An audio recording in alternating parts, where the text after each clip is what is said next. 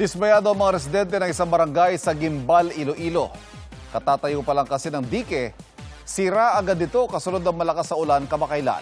Nakatutok si Zen Kilantang Sasa ng GMA Regional TV.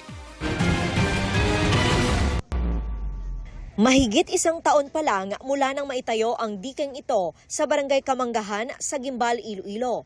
Pero nang bumaha kamakailan bunsod ng ulang dala ng habagat, ang proyektong nagkakahalaga ng 48 million pesos wasak na. Tingin ng mga residente, tinamaan ng mga inanod na kahoy sa ilog ang dike kaya nasira. Namon nga na bala nga kibot kay naano lang sang kahoy tapos gulpi lang siyempre giniport namon dayon sa barangay, gipicturan para gusto nga ma-aksyonan dayon. Naiulat na ang insidente sa Gimbal LGU at sa DPWH Iloilo 1st District Engineering Office.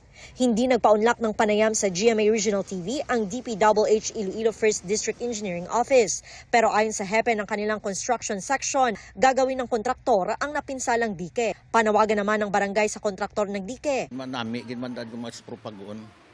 Nami, ginmandan ko pag-on eh.